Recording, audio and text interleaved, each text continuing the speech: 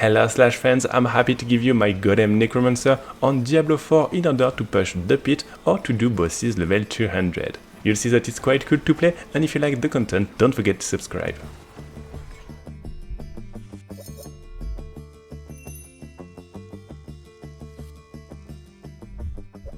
For the build you want to play Golem and to press the button in order to have this AoE effect attacked. Then you want to have Decrepify in order to reduce the cooldown of your skills and the damage from your enemies. You also want Corpse Tendril in order to pack your enemies and to boost your critical chance and critical strike damage. And the ultimate in order to fortify and also to boost the damage of your minions. For the skeleton you want to have the Reaper in order to reduce the cooldown, you want to have the Cold Mages to apply some CC and to stun the bosses, and you want this one to apply vulnerable, and you also want for the golem this one in order to boost the damage of the golem. For the gear you'll want to get at least 9230 armor, so you won't need an aspect, but make sure to use a temper or an affix. For the helm you want to have intelligence, life cooldown reduction, and armor and decrepify size. You want the +2 skeletal and mages, and you want for the armor damage reduction for you and your minions. You also want intelligence, life, golem mastery, some life, and size for corpse tendrils. For the gloves you want to get intelligence, critical strike chance, and if possible critical strike damage, golem damage, and size for the decrepify or the corpse tendril. For the aspect you want to get increased damage based on your resource because it will boost when you press this button the damage of your golem. Then for the pants you want to have a chance to reset the cooldown of your golem, and intelligence, life, armor, curse duration for example, and life. For the boots you want curse duration, movement speed, maximum life, movement speed, intelligence, and blizzard, also in order to CC the enemies, especially the bosses. For these tempers, make sure to never have more than 100% of size for Decrepify and Corpse Tendril because it's capped at 100%. Then for the sword you want to have increased damage when Army of the Dead is active, so 200 damage, and you want intelligence damage, critical strike damage, damage for your golems, and chance for skeletal mage to attack twice. You can also swap the chance for skeletal mages to attack twice by increased attack speed if you prefer. For the rings you want to have intelligence damage, critical strike chance, or critical strike damage. Try to have the best of 3 in these 4 affixes, and you want some cooldown reduction for your golem, golem damage, and for the affixes damage for your minions, and this one damage after using corpse tendril, so critical strike chance and critical strike damage. For the amulet you want cooldown reduction, ultimate cooldown reduction, intelligence, and if possible instead of life you'll want to get some critical strike chance. For the aspect you'll want the increased attack speed in order to reach 100% attack speed and to enjoy the buff from this Parangon node, which is just here to have 150% damage bonus. For the skill tree you want to unlock the fact that you'll have a corpse when you hit a target, and then you want to have the blood mist to be invulnerable and to have a corpse just here. You also want increased damage to cursed enemies, damage reduction, movement speed, and the mastery for the mage. You also want the mastery for the warrior and the fact that you'll have cooldown reduction on enemies affected by Decrepify when you hit them. You also want 2 points just here for the life and the corpse tendril. You can take the vulnerable here, or if you prefer you can also remove this one and put 1 point here. You want 3 points to be fortified with the ultimate, the golem mastery, and the points for your ultimate. You also want some damage to enemies, the buffies, critical strike chance, armor, and healing, and lastly the cannon's edict. If you prefer, you can also go for this one if you combine it with the passive of the shadow damage, the blighted aspect, which will increase your damage after reaching 10 stacks of this passive. For the Parangon you want control in order to boost your damage to crowd control enemies. You also want cult leader for the damage of your minions, and Dead Riser to boost the damage reduction and summon damage. Then you want this node to boost your golem's damage, and corporeal in order to boost your golem damage and armor. You also want the glyph golem to once again boost the golem damage, and below you want to get essence in order to have more critical strike damage. You also want flesh eater for the damage after consuming corpse, and undaunted in order to have some damage reduction while fortified. It will also boost the damage while fortified, but you want to have this 10% damage reduction. Finally, this one, in order to have also damage reduction against close targets. It will also boost the damage to close enemies and will be useful against bosses. To finish this video, you'll have several gameplays, the first one on a pit level 80 and then Grimoire level 200. You'll see that it's not too hard to do and that you can easily farm the materials from the pits. The third one is when you use the broken elixir at the moment, and you'll see that it's much more easy to do the pits, of course, with this elixir, but as it may be fixed, I also wanted to show you how this build works without using this kind of cheat elixir.